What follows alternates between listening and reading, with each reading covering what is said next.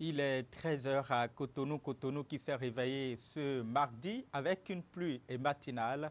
Bienvenue à cette session d'information sur Canal 3 Bénin et sur canal3 télévision.com. Voici les titres de cette édition. Au sommaire de ce 13 heures, la réouverture des bars après plusieurs semaines de fermeture au Bénin. Vu la situation actuelle et l'évolution de la pandémie, le gouvernement a ordonné la reprise des activités. En prélude à la réouverture, une équipe de notre rédaction a sillonné quelques bars pour constater les préparatifs. Ulrich Kwegaba nous fera le point dès le début de ce 13 heures. À suivre également un document de la rédaction sur la prochaine monnaie des pays de l'UEMOA. Le passage monétaire du franc CFA à l'écho continue de faire de polémique dans le rang des activistes de réseaux sociaux et des mouvements panafricanistes. Le Parlement français a autorisé l'Hexagone à être le garant de la nouvelle monnaie ECO. Vous suivrez la colère des responsables de quelques mouvements dans ce journal. Et enfin, politique, Zayanado a désormais son nouveau conseil communal installé par le préfet du département d'Izoul. Il sera donc désormais dirigé par Justin Kanipo. Les nouveaux maires et ses adjoints entendent relever les défis qui attendent la commune. Alors qu'à Wenhi, commune sœur de la ville, la cérémonie d'installation du conseil communal n'a pas pu s'achever.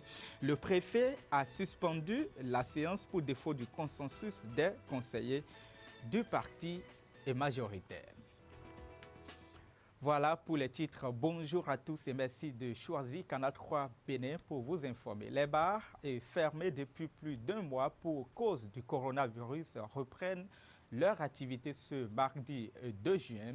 En prélude à la réouverture, une équipe de notre rédaction a sillonné quelques bars pour constater les préparatifs de la reprise des activités. On va voir le point avec Ulrich Kwegaba et Deron Pavi.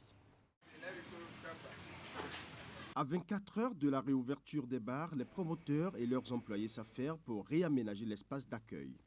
Suite à la décision du Conseil des ministres du 27 mai 2020, les bars et autres lieux de grands rassemblements fermés pendant des mois pour éviter la propagation du Covid-19 peuvent à présent reprendre leurs activités.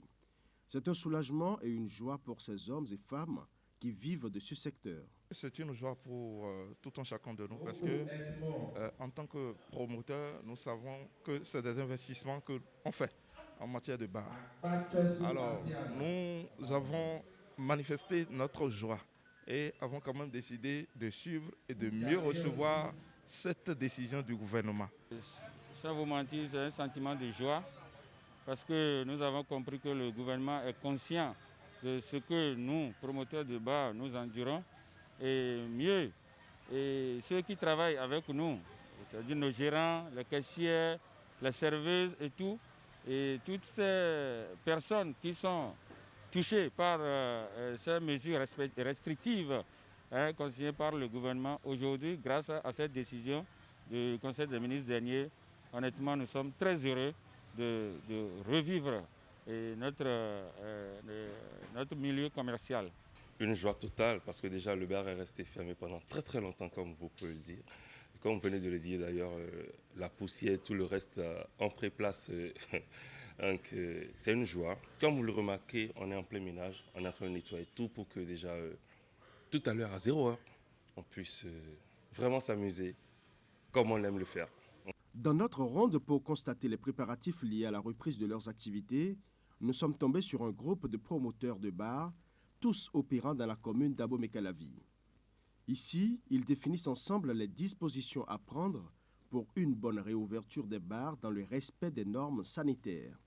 On a décidé de se voir entre nous pour s'approprier les différentes mesures que le gouvernement a décidé ou a prises afin que, à l'ouverture, que ça ne soit pas de notre fait que le nombre de cas de Covid s'augmente. Nous allons avoir des gels et des solutions de javel dilué à 0,5% que nous allons mettre à la disposition devant les bars, à l'intérieur des toilettes Et pour que à chaque fois que les clients vont faire leurs besoins en sortant, ils vont utiliser ces gels. Ce soir, nous avons commis une structure sanitaire pour venir désinfecter tout le bar avant que demain, l'ouverture soit une ouverture saine. La distance de 1 ou 2 mètres entre les divans. Tout client qui entre est obligé de porter son cache-nez. Et dès qu'il se lève, il y a un agent qui est là pour désinfecter les lieux automatiquement. Donc c'est obligatoire pour tout le monde, obligatoire. Au-delà des promoteurs, ce sont les serveuses qui sont contentes de retrouver leur job. L'attente aura été longue pour elles. L'heure est donc à la jubilation. Nous sommes vraiment pressés de commencer le travail et on est ennuyés à la maison. On est vraiment pressés de commencer par travailler.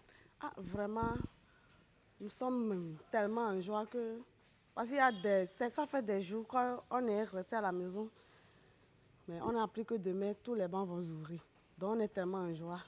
On est même pressé que ça commence même dès aujourd'hui même. La joie de ces serveuses n'est en rien comparable à celle des promoteurs qui vont enfin combler les pertes de plusieurs mois d'inactivité. Ils sont bien heureux de pouvoir à nouveau retrouver leurs clients et bien évidemment de faire de bons chiffres d'affaires pour assurer les nombreuses charges qui attendaient depuis des mois. Éducation maintenant, l'effectif des candidats au baccalauréat de 2020 est en baisse au Bénin. Au total, 95 404 candidats prendront part à cet examen, une baisse de près de 5 000 candidats comparativement à l'année dernière. À travers une interview accordée à Canal 3 Bénin, le directeur de l'office de baccalauréat a évoqué les raisons qui expliquent cette baisse. Alphonse Da Silva, directeur de l'office, est au micro de Idrissou Boukari.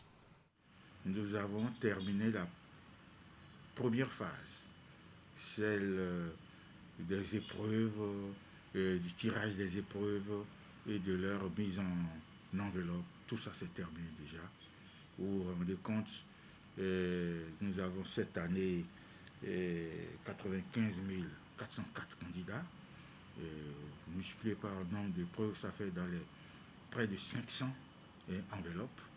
Donc c'est fait déjà. Et nous l'avons fait, nous avons bénéficié du fait qu'on a relancé, on a mis le bac au vin et nous sommes prêts.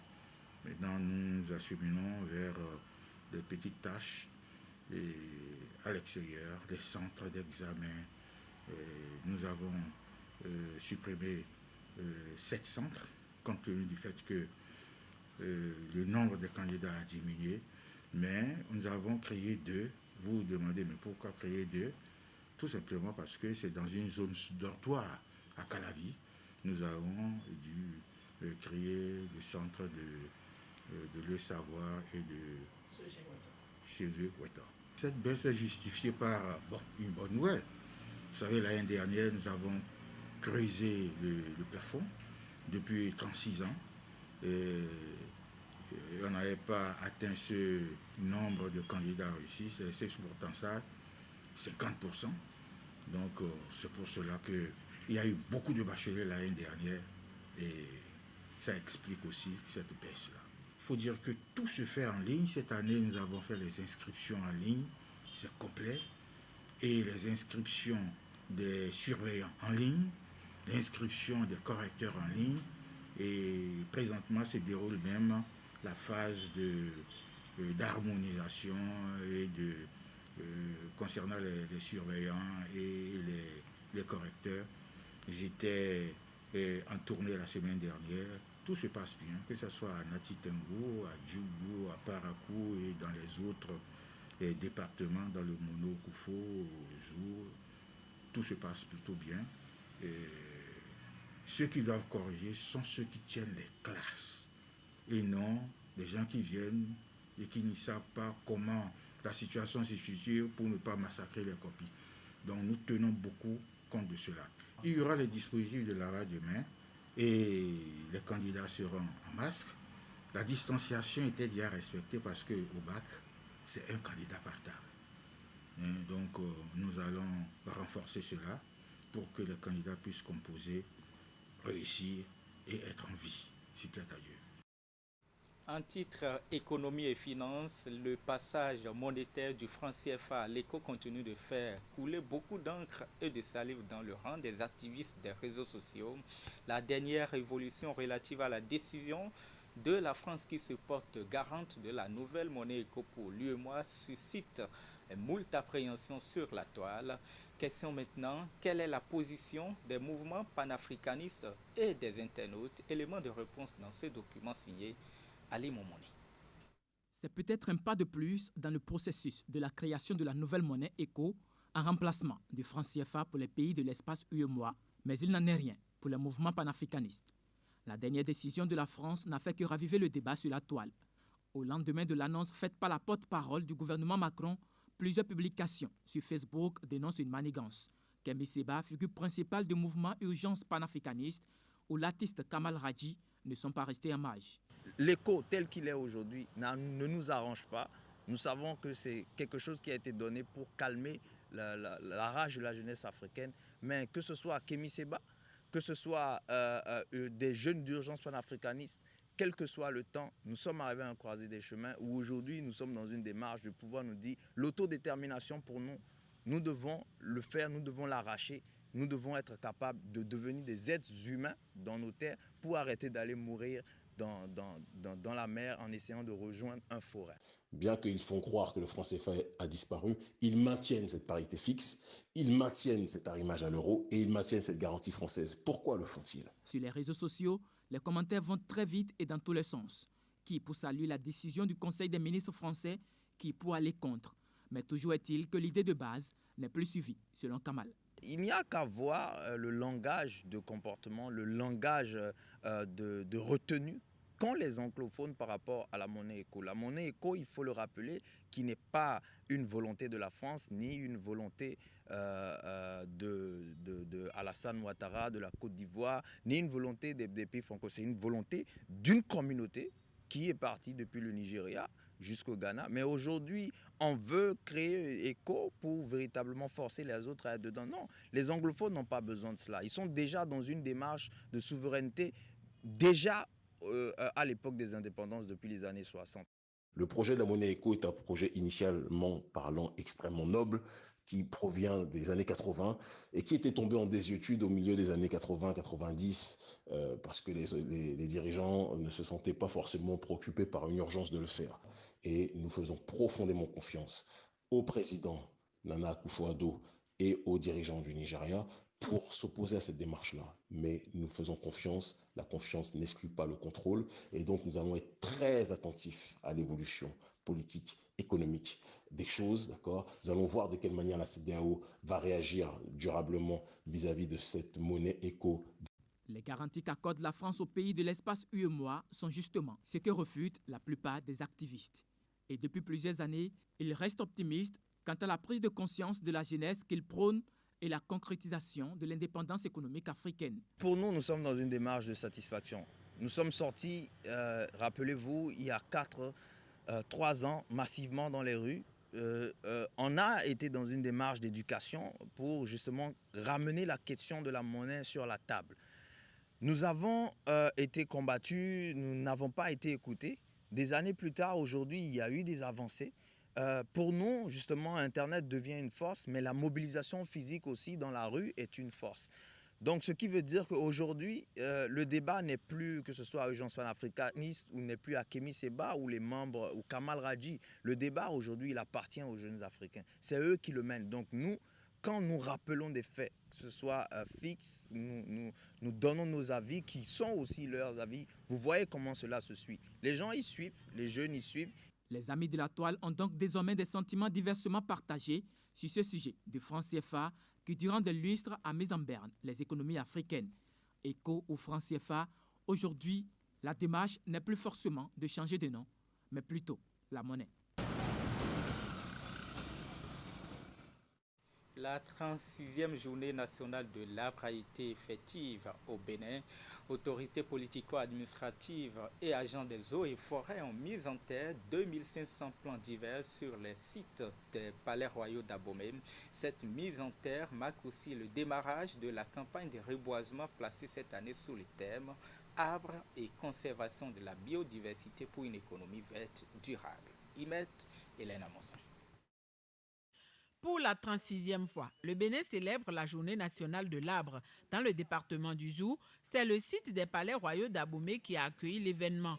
Aux côtés des éléments des eaux et forêts, autorités départementales, communales et politico-administratives ont effectué le geste utile conformément à une technicité enseignée. Les arbres mis en terre vont offrir de nouveaux avantages aux populations. Nous allons mettre tout à l'heure en terre 2500 plants.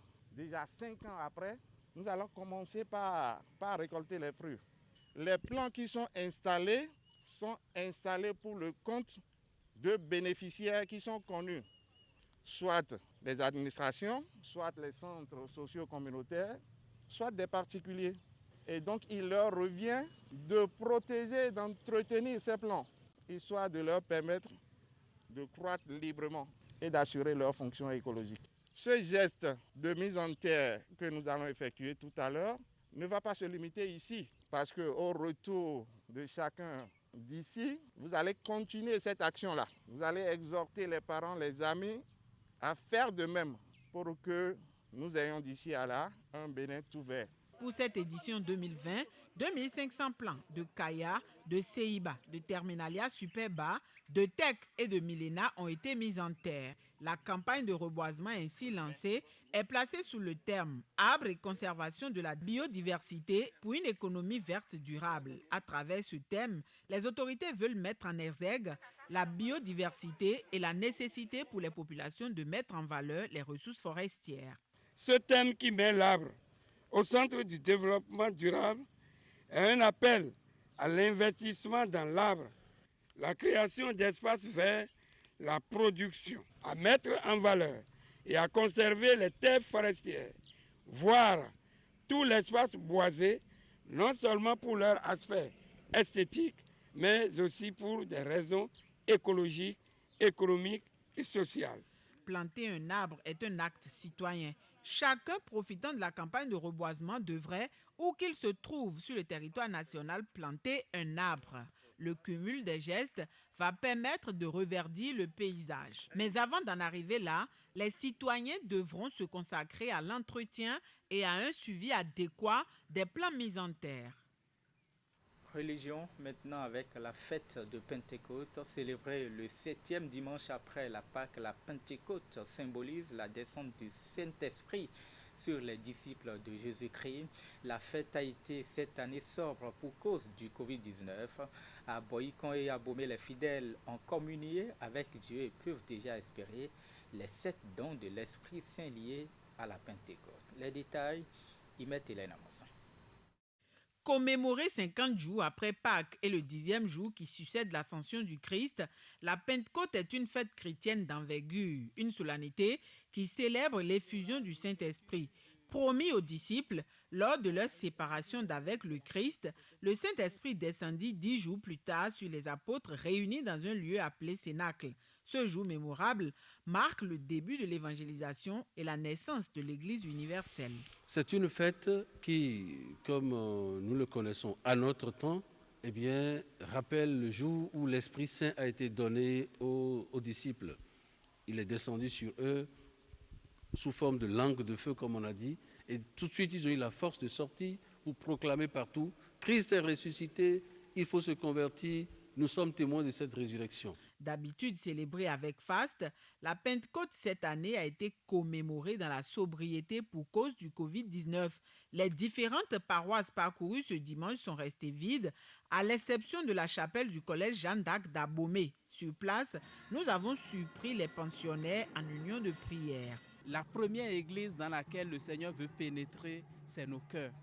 Et donc, même si les églises visibles sont fermées et que nos cœurs sont ouverts, Dieu continuera d'agir et l'Esprit de Dieu continuera à agir. Depuis un certain moment, on n'a plus été à la messe. On suit les messes et à la radio. Mais aujourd'hui, la même chose s'est passée. On croyait qu'on va nous dire de venir à la messe, mais tel n'a pas été le cas. La descente du Saint-Esprit à la Pentecôte confère des privilèges à l'Église. L'homme de Dieu parle des 7 dons qui font de la communauté chrétienne un peuple consacré. La science, la piété, l'esprit de conseil, l'esprit de la crainte du Seigneur. L'esprit donne aussi la force, l'esprit donc d'intelligence, la lumière, le don de la sagesse. Le lundi de Pentecôte n'est pas liturgique et il n'a rien de religieux même en soi. Je crois que c'était au temps de Mitterrand en France, où il voulait donc prendre des mesures sociales qui permettent donc aux citoyens, quand ils sont allés par exemple en campagne pour fêter Pentecôte ou autre, de pouvoir avoir ce jour-là pour faire le pont entre leurs vacances et la reprise des activités. Par contre, depuis 2 ans, le pape François a induit que le lundi de Pentecôte soit considéré comme le jour où nous honorons la Vierge Marie comme mère de l'Église. Avec la réouverture ce 2 juin des lieux de culte, les célébrations eucharistiques peuvent dorénavant reprendre. Les fidèles des diverses obédiences religieuses pourront à nouveau communier avec Dieu dans le respect des mesures et gestes barrières. Les fêtes chrétiennes à venir, on l'espère, vont connaître des réjouissances plus importantes. Et je vous le disais, la fête de Pentecôte symbolise la descente du Saint-Esprit sur les disciples de Jésus-Christ. Mes questions, comment a eu lieu cet événement dans le département du Mono et précisément à Lokossa où les églises sont restées aussi fermées à cause du Covid-19? Élément de réponse, Geoffroy Messan qui était sur le terrain. La fête de Pentecôte 2020 est vite oubliée par les chrétiens du Bénin, notamment ceux de la Cité de l'Espérance, Lokossa. Ce dimanche 31 mai 2020, jour de Pentecôte, pas de festivités contrairement aux années antérieures. Le respect des mesures de lutte contre la Covid-19 est passé par là. Dans les églises et autres lieux de culte chrétiens, c'est le calme plat. Les portes sont restées fermées. De la Pâque à la Pentecôte, avec 50 jours, nous faisons jeûne et prière les 50 jours. Normalement, aujourd'hui, nous devons couper le jeûne dans la fête. Mais à cause de la situation de la pandémie, nous avons demandé à tous nos fidèles donc, de rester à la maison pour célébrer la Pentecôte. La Pentecôte est une fête chrétienne annuelle qui rappelle la descente du Saint-Esprit sur les 12 apôtres de Jésus-Christ, 50 jours après Pâques. La sobriété est la règle partout, même si certains chrétiens ont tenu à marquer la journée d'un caractère spécial. La Pentecôte, c'est notre source, parce que nous, Église évangélique et pentecôtiste, notre force ne vient que du Saint-Esprit. Et c'est le baptême dans le Saint-Esprit qui fait de nous ce que nous sommes aujourd'hui. La Pentecôte, pour nous, c'est une grande fête. Lorsque vous comptez le nombre de semaines qui a séparé le jour de la fermeture des églises en mars passé et aujourd'hui, ça fait 10 semaines. Le Seigneur sait ce qu'il fait. Si nous faisons 10 semaines à la maison avant de commencer par prier, et c'est tout juste après la Pentecôte, ça veut dire que une nouvelle ère s'ouvre pour l'Église.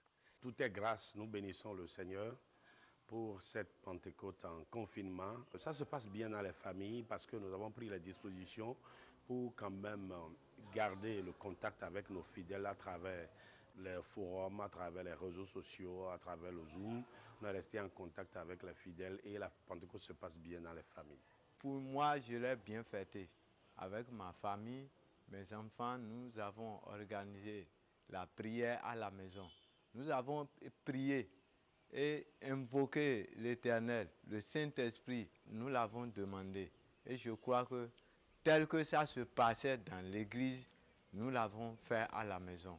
Et la joie y est. Pour moi, c'est le jour où l'Éternel me renouvelle le baptême du Saint-Esprit. Notre Dieu n'a pas changé, il est toujours le même. On l'a invoqué dans nos maisons, il a répondu favorablement comme il répondait à l'église. Donc on a fêté bien Pentecôte. On célébrait Pentecôte ensemble avec les frères et sœurs en Christ, avec le pasteur. Et la louange est plus dense qu'à la maison. Le lieu a changé, mais l'Éternel n'a pas changé, il s'est manifesté. La fête de Novichak, qui a lieu le jour de Pentecôte chaque année, étant annulée, même la ruée vers la station balnéaire de Grand Popo n'a pas eu lieu. Politique et décentralisation, Zayana-Do a son nouveau conseil communal installé par le préfet du département d'Izou. Il sera dirigé par Justin Kanekbo. Le nouveau maire, tout comme ses adjoints, se disent prêts à relever les défis de la commune. Pendant qu'à Wenhi, commune sœur de la ville, les citoyens doivent encore attendre. Le préfet du département a suspendu la séance pour défaut du consensus des conseillers du bloc républicain, pourtant et majoritaire. On voit tout ça avec Imet Elena Mousson. Réunis par le préfet du département du Zou, Firmin Aimé Couton, les conseillers communaux de Zanyana-Do, élus le 17 mai dernier, ont été installés dans leurs fonctions. La séance qui a consacré cette installation a aussi connu l'élection du bureau exécutif de la commune, dirigé dorénavant par Justin Kanekbo. L'équipe qui prend les rênes de Zanyana-Do est consciente de la multitude des défis à relever. Le nouveau maire de la commune de Zanyana-Do, fraîchement élu, s'appelle Kanekbo Justin. Il est assisté de 2 adjoints. Tous les chefs d'arrondissement ont été également élus. Et donc, nous ne pouvons que remercier les conseillers communaux de Zanyana-Do pour le sacrifice consenti afin que nous parvenions à la fin de cette procédure. La priorité, sinon les priorités qui sont les nôtres pour la commune de Zanyana-Do, c'est d'abord le bien-être de toute la population de chez moi, Zanyana-Do. Nous allons tout faire pour mettre nos pas dans les pas que pose le président Patrice Talon pour révéler aussi notre commune Zanyana-Do. Contrairement à Zanyana-Do, l'installation du conseil communal de Wenhi n'a pu aller à terme. La séance, faute de consensus autour de la candidature au poste de maire, a été suspendue par le préfet.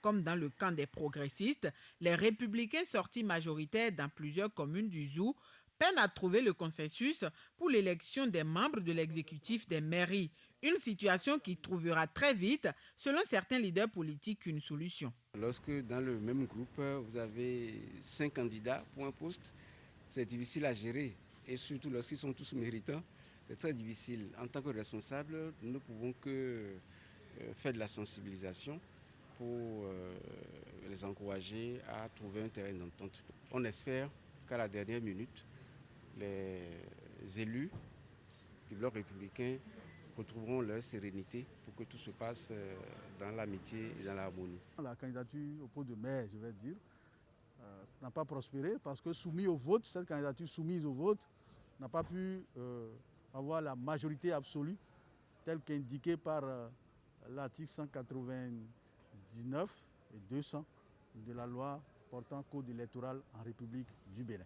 D'une commune à l'autre, les défis à relever sont innombrables. Ils viennent s'ajouter aux besoins pressants des populations en matière d'éducation, de santé et autres. Les conseils communaux en attente et ceux déjà installés doivent donc se mettre résolument au travail pour impulser davantage le développement dans les localités.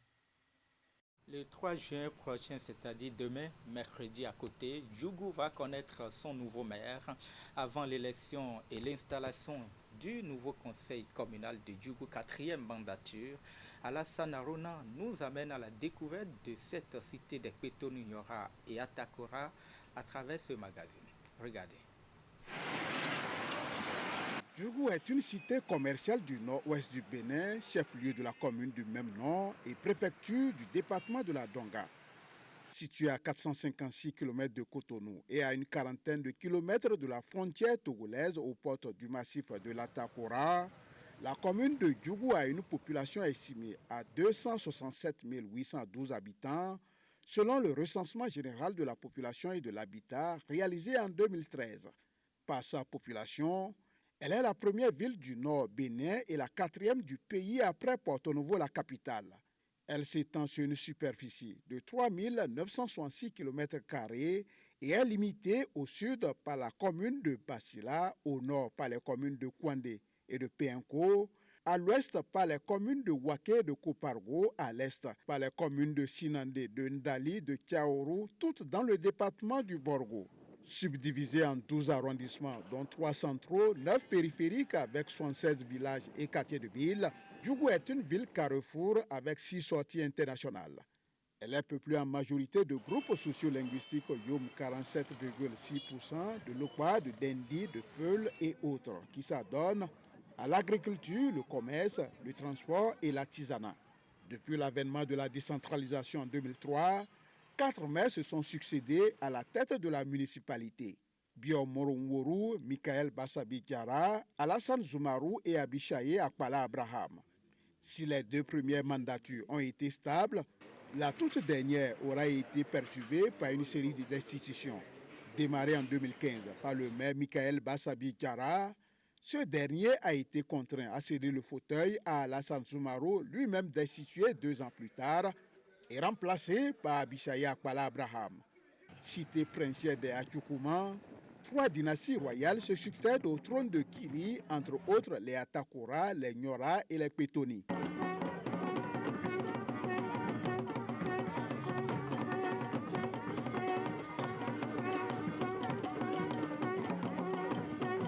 Reconnu pour sa brillante culture du cheval, grande attraction de la fête annuelle de la Gani, ses danses traditionnelles telles le Zolari, le Goumbé et le Aské, puis le palais royal de Kili qui se distingue par son imposante architecture traditionnelle. Djougou est incontestablement la prochaine destination touristique dont rêvent les touristes qui foulent le territoire béninois. Érigé en préfecture depuis 2017, Djougou a encore beaucoup de défis à relever, entre autres l'installation de tous les services déconcentrés de l'État, l'assainissement de la ville, la scolarisation des filles, la lutte contre l'incivisme fiscal et la construction d'un marché régional de type moderne. Des défis que le prochain conseil communal, 4e mandature, qui sera installé le 3 juin 2020, devra relever pour donner à cette ville ses lettres de noblesse. C'est la fin de ce journal préparé par l'ensemble de la rédaction. Merci pour votre aimable attention et surtout pour votre fidélité renouvelée. Vous pouvez revoir nos reportages, enquêtes, magazines et autres nouvelles sur notre site internet, le www.canal3television.com. À demain 13h.